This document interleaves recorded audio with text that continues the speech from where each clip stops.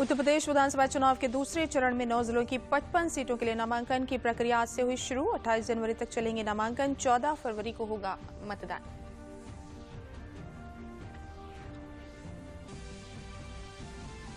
मतदाता जागरूकता के लिए प्रदेश भर में हुए आयोजन। पतंग प्रतियोगिता, जागरूकता रैली, मतदाता सेल्फी पॉइंट और स्कूली बच्चों का नुक्कड़ नाटक बने आकर्षण का केंद्र।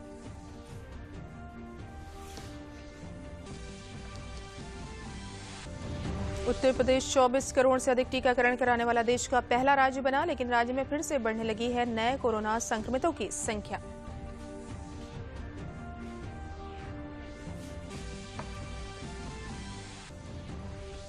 और प्रदेश में अगले 3 दिन बारिश और कड़ाके की ठंड के हैं आसार। पश्चिमी विक्षोभ के चलते घने कोहरे और ठंडी पछुआ हवाओं से आम जनजीवन पर पड़ रहा है असर।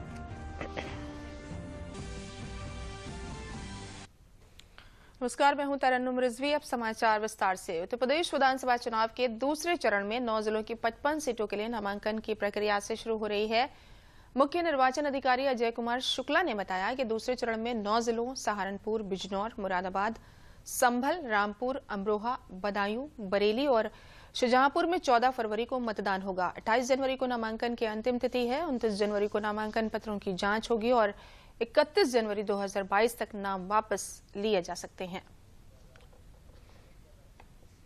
बदायूं में दूसरे चरण में 14 फरवरी को होने वाले मतदान के लिए आज से नामांकन प्रक्रिया शुरू हो गई है। प्रशासन ने नामांकन को देखते हुए सुरक्षा के कड़े प्रबंध किए हैं।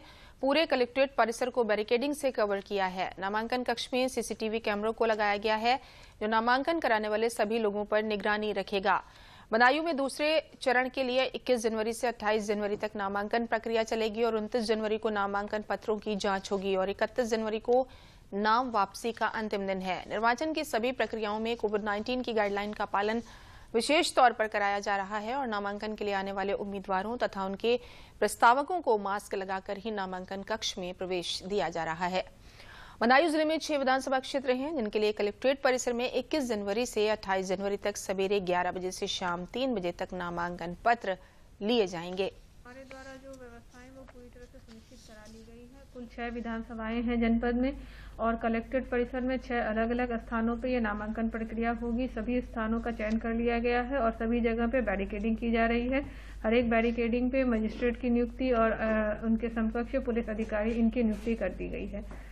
त्रिस्तरीय सुरक्षा व्यवस्था रखी गई है और जो माननीय चुनाव आयोग के निर्देश हैं, एक कैंडिडेट के साथ 2 व्यक्ति जाएंगे, केवल वही उन्हीं निर्देशों के तहत ही और जो कोविड के डायरेक्शंस हैं उनका पालन किया जाएगा।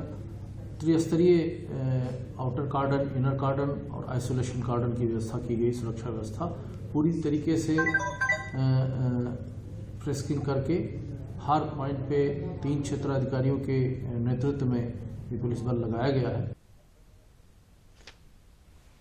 उत्तर प्रदेश विधानसभा चुनाव के पहले चरण के लिए आज प्रत्याशियों के नामांकन का आखिरी दिन है। इस चरण में पश्चिमी उत्तर प्रदेश की 58 सीटों पर 10 फरवरी को मतदान होना है। नामांकन पत्रों की जांच 24 जनवरी को होगी और 27 जनवरी तक नाम वापस लिए जा सकते हैं। विधानसभा चुनाव के पहले चरण के लिए प्रदेश में कल गुरुवार को 205 नामांकन हुए। उत्तर प्रदेश के मुख्य निर्वाचन अधिकारी कार्यालय से मिली जानकारी के अनुसार पहले चरण की नामांकन की प्रक्रिया 14 जनवरी से शुरू हुई थी। आज अंतिम दिन होने के चलते प्रथम चरण के नामांकन में तेजी आने की उम्मीद है।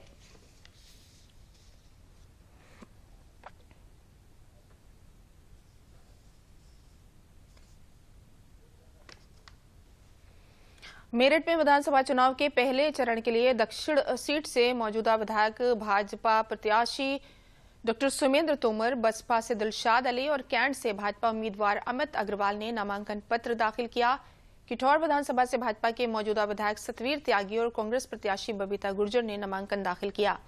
मेरठ के सरधना विधानसभा से बसपा प्रत्याशी संजीव कुमार धामा, सिवाल खास से पूर्व विधायक रालूद और सपा उम्मीदवार गुलाम मोहम्मद और आम आदमी पार्टी से कुलदीप त्यागी ने नामांकन दाखिल किया। देखिए, प्राथमिकता तो मेरी सेवा करना है और जिस देहात क्षेत्र से मुझे पार्टी ने लड़ने के लिए अपना सिंबल दिया है, मैं सबसे पहले तो शीर्ष नेतृत्व का धन्यवाद करती हूँ कि उन्होंने महिलाओं को मैं लड़की हूँ, लड़ सकती हूँ, जो उन्होंने कहा था उसको कारगर करके दिखाया है। हमारा जो पूरा विधानसभा है वो और खेती वाले लोग ज्यादा हैं, किसान ज्यादा हैं, और आज की तारीख में किसान कितना परेशान है वो आपको भी पता है। तो किसानों के मुद्दों के साथ विकास के मुद्दे और शिक्षा के मामले में भी सरधना बहुत पिछड़ा हुआ है। त्यागी आम आदमी पार्टी से प्रत्याशी हूँ, 43 नंबर विधानसभा सिवाल खास मेरठ। और देखिए, राजनीति में आना पड़ा, 35 वर्ष हो गए किसानों, गरीबों, मजदूरों, व्यापारियों, नौजवानों, डॉक्टरों, चिकित्सकों, सभी के लिए, महिलाओं, बहनों के लिए संघर्ष करते हुए। लेकिन अब आम आदमी पार्टी ने सम्मान दिया है, उन्होंने प्रत्याशी बनाया है, राजनीति में हमने कदम रखा है। देखिए, मुद्दे तो बिल्कुल साफ हैं। भारतीय जनता पार्टी विकास के मुद्दे पर चुनाव लड़ रही है। निश्चित तौर पर हमारे सामने बहुत बड़ा माफिया और अपराधी, और जिसको आतंकवादी भी कह सकते हैं, इस तरह के लोग चुनाव में आए हैं। और निश्चित तौर पर पहले भी हमने हराया, और इस बार तो हम लगभग 50,000 वोटों से उसको हराने जा रहे हैं। मेरठ का विकास, मेरठ को गुड़गांव, फरीदाबाद और नोएडा की तर्ज पर विकसित करना, यहाँ की यातायात की समस्या को और सुचारू रूप से ठीक करना। राष्ट्रीय लोकदल के राष्ट्रीय अध्यक्ष माननीय जयंत चौधरी साहब का और समाजवादी पार्टी के राष्ट्रीय अध्यक्ष माननीय अखिलेश यादव साहब का हृदय से धन्यवाद करना चाहता हूं, शुक्रिया अदा करना चाहता हूं कि उन्होंने मुझे इस लायक समझा कि मैं सिवाल खास में उन दोनों की पसंद का प्रत्याशी हो जाऊं। समाजवादी पार्टी के राष्ट्रीय अध्यक्ष अखिलेश यादव ने लखनऊ में प्रेस वार्ता के माध्यम से अपनी पार्टी के चुनावी वादों की चर्चा की। उन्होंने कहा कि अगर उनकी पार्टी की सरकार बनती है तो यश भारती पुरस्कार फिर से शुरू किए जाएंगे और नगर भारती पुरस्कार भी शुरू किए जाएंगे। उन्होंने कहा कि पुरानी पेंशन व्यवस्था भी बहाल होगी। समाजवादी सरकार आने पर कैशलेस इलाज की व्यवस्था की जाएगी। उन्होंने कई और चुनावी वादे भी किए। समाजवादी पार्टी का जब घोषणा पत्र आएगा, यश भारती सम्मान फिर से शुरू किए जाएंगे और इसी तरह जिला स्तर पर हर साल नगर भारती सम्मान दिए जाएंगे। नगर के उत्कृष्ट समाज सेवियों, साहित्यकारों, पत्रकारों, कलाकारों, खिलाड़ियों के साथ ही नौकरी रोजगार सृजित करने वाले कारोबारियों, व्यापारियों, उद्यमियों तथा डॉक्टर, इंजीनियर, सीए व अन्य सेवाओं में उत्कृष्ट कार्य करने वाले प्रोफेशनल लोगों को भी राज्य और नगर के स्तर पर ये सम्मान पत्र दिए जाएंगे। समाजवादी पार्टी ने फैसला लिया है कि पुरानी पेंशन व्यवस्था की बहाली होगी जब समाजवादी सरकार उत्तर प्रदेश में बनेगी। विधानसभा चुनाव के प्रथम चरण में पश्चिमी उत्तर प्रदेश में 58 सीटों पर होने वाले चुनाव में समाजवादी पार्टी के साथ गठबंधन कर मैदान में उतरे राष्ट्रीय लोकदल को उम्मीद है कि इस चरण में वो सभी सीटों पर जीत दर्ज करेगी। लखनऊ में राष्ट्रीय लोकदल के प्रदेश अध्यक्ष मसूद अहमद ने कहा कि भारतीय जनता पार्टी ने किसानों और नौजवानों के साथ छल किया है और इस बार जनता इसका जवाब देगी। हम सभी सीटें जीतने के लिए लड़ रहे हैं और मुझे पूरा विश्वास है कि जो आज हालात है पश्चिम में, भारतीय जनता पार्टी के जो उम्मीदवार हैं, जो विधायक रहे हैं या जो विधायक नहीं रहे उम्मीदवार बनकर मैदान में उतरे हैं, आज भी अभी वो गांव में जाने लायक नहीं है। गांव में जाते हैं, किसान, मजदूर, गरीब, छोटा व्यापारी सब उसका विरोध कर रहे हैं और वो अभी भी वोट मांगने की स्थिति में नहीं। तो आप इससे अंदाजा लगा सकते हैं गठबंधन की क्या हालत है। हम दावे के साथ कह रहे हैं कि हमारा जो गठबंधन है, इसके जितने भी उम्मीदवार होंगे पश्चिमी यूपी में, सब जीत करके आएंगे। आम आदमी पार्टी के सांसद और उत्तर प्रदेश प्रभारी संजय सिंह ने कल लखनऊ में पार्टी के चुनावी वादों को लेकर पत्रकार वार्ता की। उन्होंने कहा कि आम आदमी पार्टी की सरकार बनने पर किसानों को मुफ्त बिजली दी जाएगी, सभी पुराने बिल माफ होंगे और न्यूनतम समर्थन मूल्य की गारंटी दी जाएगी। उन्होंने कहा कि किसानों के खिलाफ दर्ज हुए सभी फर्जी मुकदमे भी वापस होंगे। आम आदमी पार्टी की सरकार बनने के बाद उत्तर प्रदेश के सभी किसानों का पूरा कर्जा माफ किया जाएगा। गन्ना किसानों का हजारों करोड़ रुपए बकाया है। गन्ना किसानों के गन्ना मूल्य में उचित वृद्धि हर साल और गन्ना बेचने के 24 घंटे के अंदर उसके खाते में पैसा पहुंच जाएगा, इस बात की गारंटी आम आदमी पार्टी देती है। किसानों का जो बिजली का बिल का बकाया है उसको पूरी तरीके से माफ किया जाएगा।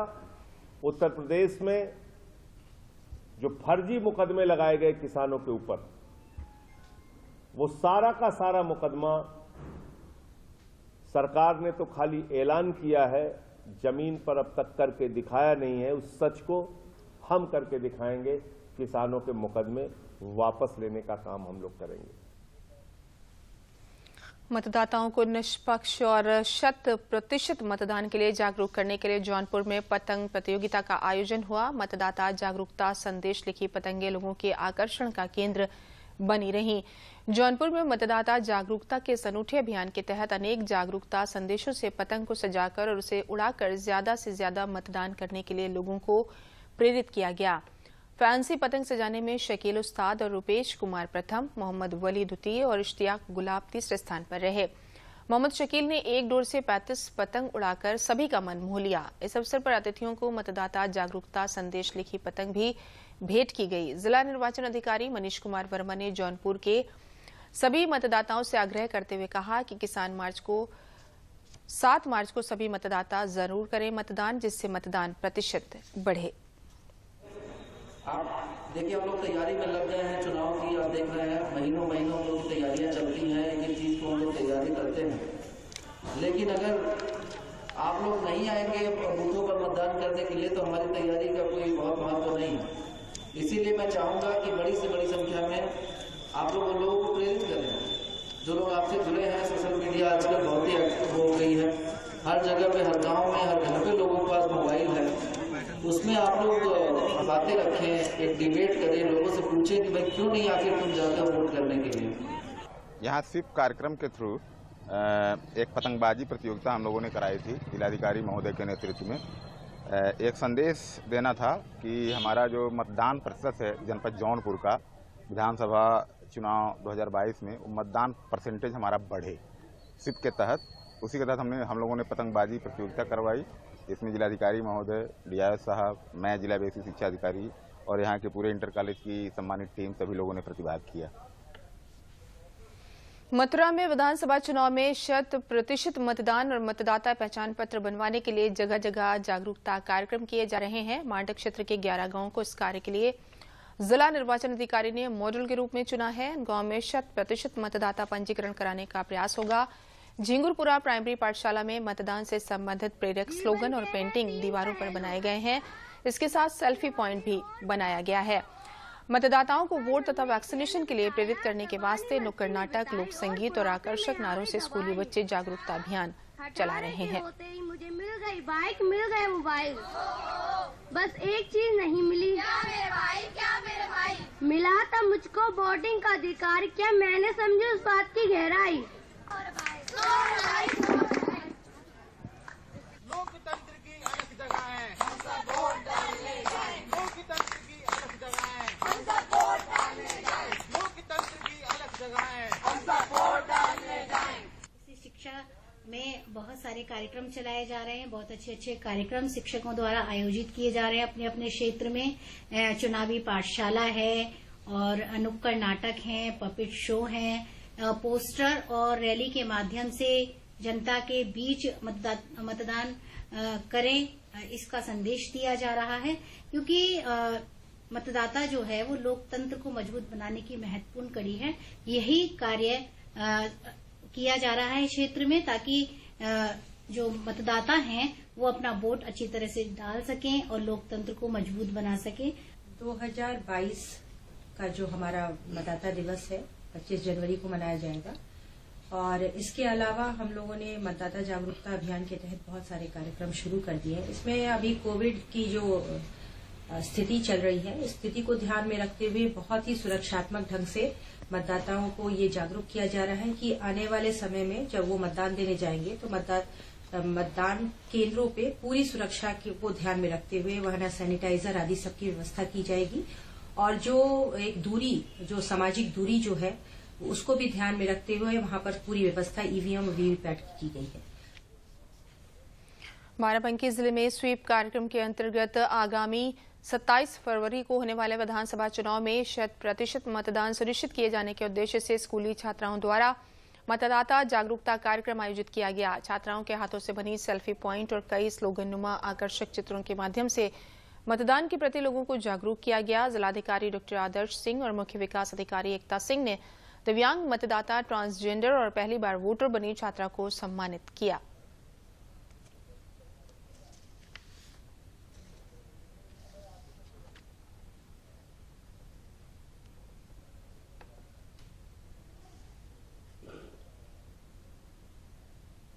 इस बार 2 टारगेट हैं। पहला टारगेट तो ये है कि 31 जनवरी तक हम 100% कोविड का टीकाकरण कर लें। अपने 14 वर्ष की आयु जो पूर्ण कर चुके हैं उससे शुरू करते हुए सभी लोग, 18 प्लस का तो पहले ही चल रहा था और अब 14 वर्ष की आयु जो पूर्ण कर चुके हैं उनका भी शुरू हो गया है। तो हम ये चाहते हैं 31 तक दोनों 100% हो जाए। और दूसरा 27 फरवरी को जो हमारा विधानसभा का मतदान है उसमें भी हम चाहते हैं कि पिछली बार जो विधानसभा में 67% था उसमें बहुत अच्छी बढ़ोतरी हो और हम 90 प्लस का एम करें। मतलब कम से कम टारगेट तो हम उतने का रखें। इस साल मैं 18 वर्ष की पूरी हुई हूँ और इस बार मैं पहली बार लाइफ में वोट डालने जा रही हूँ। मैं बहुत ही ज़्यादा खुश हूँ और मैं आप लोगों से भी अपील करूँगी जो 18 वर्ष के हो चुके हैं वो भी प्लीज़ वोट डालने ज़रूर जाइए। बहुत अच्छी फीलिंग होती है। यही मैं दुआ करूँगी सबसे कि सब खुशहाल रहें और अच्छे मतलब जो भी अच्छे से ज़्यादा मतदान करें और अपना नेता चुनने का सबको अपना अपना हक है। उत्तर प्रदेश जर्नलिस्ट एसोसिएशन के प्रदेश मंत्री आइसना तथा मूल अधिकार एसोसिएशन के राष्ट्रीय प्रवक्ता सलिल मिश्रा ने प्रदेश के मतदाताओं से अधिक संख्या में मतदान करने और जिनके मतदाता पहचान पत्र नहीं बने हैं उनसे मतदाता पहचान पत्र बनवाने की अपील की है। सलिल मिश्रा ने कहा कि स्वस्थ लोकतंत्र के लिए निष्पक्ष, निर्भीक और बिना किसी लालच के 100% मतदान किया जाना जरूरी है। उन्होंने कहा कि आगामी 25 जनवरी को राष्ट्रीय मतदाता दिवस पर सभी जिम्मेदार नागरिक मतदाता जागरूकता अभियान में हिस्सा लें और अपने परिचितों, पड़ोसियों और सभी पात्र लोगों को मतदान प्रक्रिया में सक्रिय रूप से भाग लेने के लिए प्रेरित करें।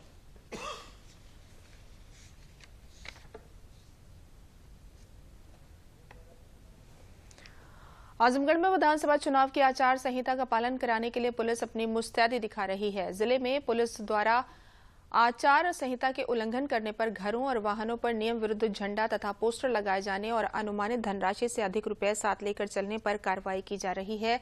इसके अलावा अवैध शराब की तस्करी और नियम विरुद्ध वाहनों के संचालन को लेकर भी वाहनों स्वामियों के खिलाफ कार्रवाई की जा रही है। जिले के संवेदनशील इलाकों में शांतिपूर्ण माहौल बनाए रखने के लिए ड्रोन कैमरे से निगरानी की जा रही है।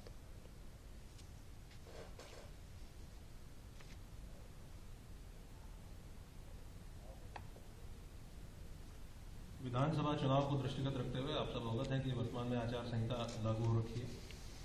हमारे द्वारा पुलिस विभाग के द्वारा लगातार ऐसे तत्व जो चुनाव को प्रभावित कर सकते हैं उनके विरुद्ध कार्रवाई जारी है और जो वोटर्स हैं उनको ये कॉन्फिडेंस दिलाया जा रहा है कि आप बिल्कुल भयमुक्त होकर और बिना किसी प्रभाव के, बिना किसी प्रलोभन के, भय के आप वोटिंग कर सकते हैं।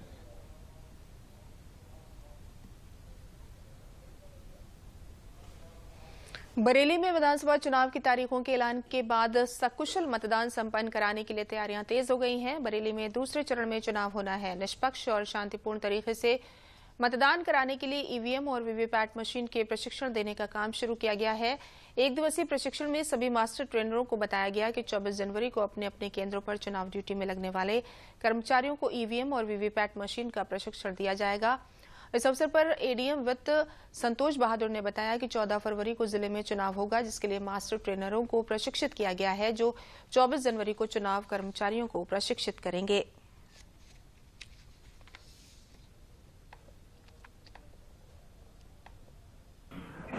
जनपद बरेली में सामान्य निर्वाचन 2022 का जो 14 फरवरी को नियत है उसी के संबंध में आज मास्टर ट्रेनरों की मास्टर ट्रेनिंग हो रही है, जिससे कि हम 24 तारीख से पोलिंग पार्टी को प्रशिक्षण दे सकें। यहाँ पर ये स्लाइड के माध्यम से सामान्य ट्रेनिंग भी है और आप जैसा कि देख रहे हैं यहाँ पर ईवीएम मशीनें भी लाई गई हुई हैं कि जिससे कि सभी मास्टर ट्रेनर भी भली भांति से ईवीएम मशीन से और उसके साथ जो विभिन्न प्रकार के एड्रेस ट्रैग, स्पेशल ट्रैग तथा अन्य होते हैं उनसे भली भांति परिचित हो जाएं और हैंड्स ऑन ट्रेनिंग भी कर लें, जिसके परिणाम स्वरूप अच्छी तरीके से पोलिंग पार्टी को प्रशिक्षण दिया जाना संभव है। गौतम बुद्ध नगर की जेवर विधानसभा सीट पर गठबंधन के प्रत्याशी अवतार भड़ाना ने ये चुनाव लड़ने से इनकार कर दिया है। उन्होंने 17 जनवरी को नामांकन दाखिल किया था और भाजपा प्रत्याशी को भारी मतों से हराने का दावा किया था, लेकिन 3 दिन बाद ही अवतार भड़ाना के वकील ने बताया कि कोरोना पॉजिटिव होने की वजह से अवतार भड़ाना ने चुनाव नहीं लड़ने का ऐलान किया है। गौतम बुद्ध नगर में 10 फरवरी को पहले चरण में मतदान किया जाना है। 10 मार्च को जब नतीजे आएंगे तो तय हो पाएगा कि ये सीट किसकी झोली में गई। श्री अवतार सिंह भड़ाना को कोरोना हो जाने के कारण वो यहाँ से चुनाव नहीं लड़ेंगे। ये जनहित में पब्लिक की लाइफ एंड सेफ्टी बहुत इम्पोर्टेंट है। इसको देखते हुए वो इस इलेक्शन को यहाँ से विड्रॉ करेंगे। तो भगवान से प्रार्थना करूंगा कि उन्होंने जिस तरीके से जनता को धोखा दिया मीरापुर में, फरीदाबाद में और जगह, जेवर की जनता उन्हें सबक सिखाने के लिए तैयार थी। इस तरीके से उन्हें मैदान छोड़कर नहीं भागना चाहिए। प्रधानमंत्री नरेंद्र मोदी ने आज गुजरात के सोमनाथ में नवनिर्मित सर्किट हाउस का वीडियो कॉन्फ्रेंसिंग के माध्यम से उद्घाटन किया। ये सर्किट हाउस समुद्र के किनारे बनाया गया है और ये सोमनाथ मंदिर के पास स्थित है। सर्किट हाउस में 48 कमरे, 2 प्रेसिडेंशियल स्वीट्स, 8 वीवीआईपी कमरे बने हैं। इसे बनाने में 30 करोड़ 71 लाख की लागत आई है। प्रधानमंत्री ने बाद में समारोह को संबोधित करते हुए देशवासियों से आग्रह किया कि वे विदेश यात्रा के बारे में सोचने से पहले अपने देश की यात्रा करें और अपनी जड़ों की खोज करें। प्रधानमंत्री ने कहा कि अतुल्य भारत और देखो अपना देश जैसी पहल पर्यटन के क्षेत्र में अनंत संभावनाएं खोल रही है। आज आजादी के अमृत महोत्सव में हम देश के अतीत से सीखना चाहते हैं। सोमनाथ जैसे आस्था और संस्कृति के स्थल उसके अहम केंद्र हैं। साथियों, अलग अलग राज्यों से, देश और दुनिया के अलग अलग कोनों से सोमनाथ मंदिर में दर्शन करने हर साल करीब करीब 1 करोड़ श्रद्धालु आते हैं। ये श्रद्धालु जब यहां से वापस जाते हैं तो अपने साथ कई नए अनुभव, कई नए विचार, एक नई सोच लेकर के जाते हैं। इसलिए एक यात्रा जितनी महत्वपूर्ण होती है, उतना ही महत्वपूर्ण उसका अनुभव भी होता है। तीर्थ यात्रा में तो खासकर हमारी इच्छा होती है कि हमारा मन भगवान में ही लगा रहे। यात्रा से जुड़ी अन्य परेशानियों में हमें जूझना न पड़े, उलझना न पड़े।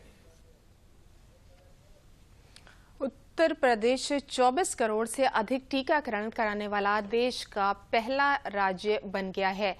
18 वर्ष से अधिक उम्र वाले 14 करोड़ 13 लाख 20,582 लोगों को कोरोना टीके की पहली डोज दी जा चुकी है, जबकि 15 से 18 वर्ष के किशोरों को 66,86,070 वैक्सीन की पहली डोज दी गई है। इस बीच प्रदेश में नए कोरोना संक्रमितों की संख्या फिर से बढ़ने लगी है। हालांकि लगातार तीसरे दिन संक्रमित होने वालों से स्वस्थ होने वालों की संख्या अधिक पाई गई।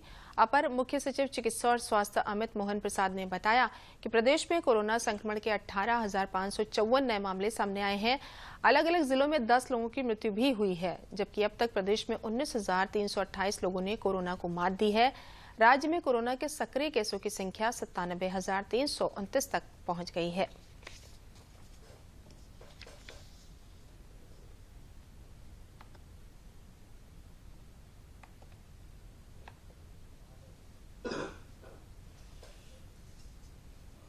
कोरोना वायरस संक्रमण के संबंध में प्रदेश की स्थिति इस प्रकार है।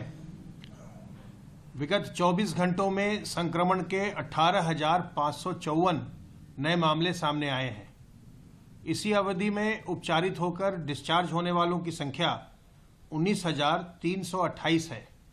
इस समय प्रदेश में एक्टिव इन्फेक्शन के कुल 97,329 मामले हैं, जिनमें से 94,529 इस समय होम आइसोलेशन में है और कुछ मरीज असाइनमेंट की प्रक्रिया में है। अस्पतालों में 1,300 से कुछ ज़्यादा मरीज इस समय भर्ती हैं।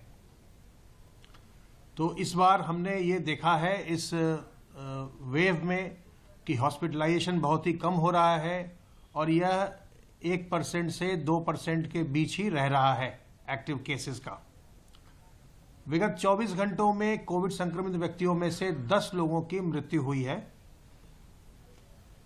और पॉजिटिविटी की दर इस समय 7.5% के आसपास चल रही है।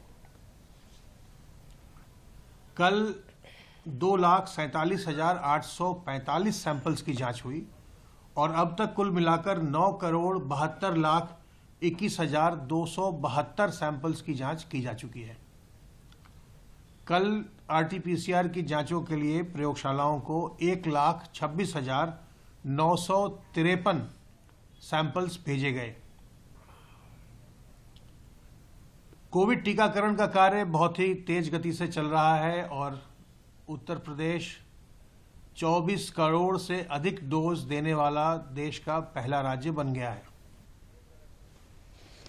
जनपद कानपुर नगर में कोरोना संक्रमित मरीजों की संख्या बढ़ती जा रही है। स्वास्थ्य विभाग और जिला प्रशासन द्वारा संक्रमण की रोकथाम के लिए शासन के दिशा निर्देशों का पालन कराया जा रहा है। संक्रमित मरीजों के इलाज और देखरेख के लिए इंटीग्रेटेड कंट्रोल कमांड सेंटर स्थापित किया गया है। जनपद में 564 नए केस पाए जाने के बाद कुल एक्टिव केस की संख्या 3,152 हो गई है। स्थिति पर नियंत्रण के लिए स्वास्थ्य विभाग के अधिकारियों के साथ जिला प्रशासन लगातार पैनी नजर बनाए हुए है और लोगों को वैक्सीनेशन के लिए प्रेरित किया जा रहा है। देखिए, जैसे आपको पता सभी जगह केसेस बढ़ रहे हैं आजकल कोरोना के, तो उन्हीं को ध्यान में रखते हुए लगातार हम सैंपलिंग भी बढ़ा रहे हैं और टीकाकरण के सारे कार्यक्रम चला रहे हैं। चाहे वो फर्स्ट डोज किसी की अगर छूटी है तो उसे भी लगा रहे हैं, जिनकी सेकंड डोज ड्यू हो गई है उन्हें भी लगा रहे हैं, 15 से 18 साल के बच्चों को सबको लगा रहे हैं।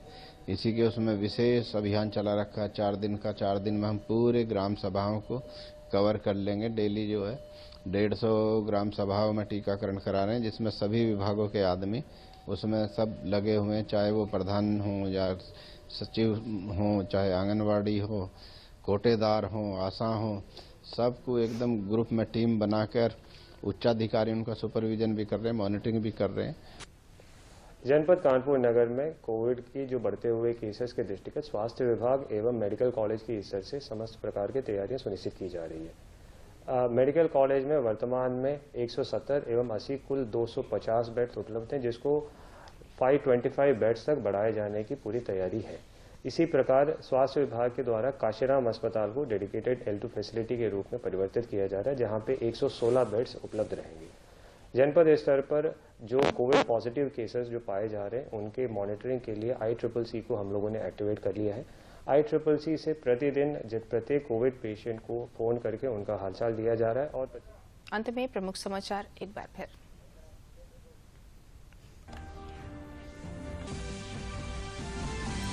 उत्तर प्रदेश विधानसभा चुनाव के दूसरे चरण में 9 जिलों की 55 सीटों के लिए नामांकन की प्रक्रिया आज से हुई शुरू। 28 जनवरी तक चलेंगे नामांकन, 14 फरवरी को होगा मतदान।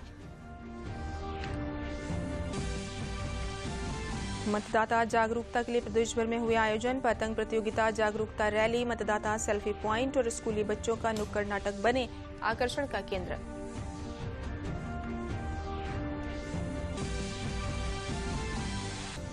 उत्तर प्रदेश 24 करोड़ से अधिक टीकाकरण कराने वाला देश का पहला राज्य बना, लेकिन राज्य में फिर से बढ़ने लगी है नए कोरोना संक्रमितों की संख्या।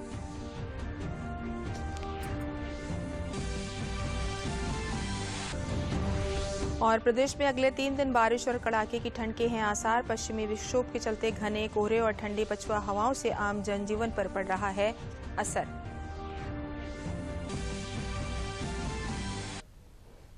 इसी के साथ समाचार समाप्त हुए। नमस्कार।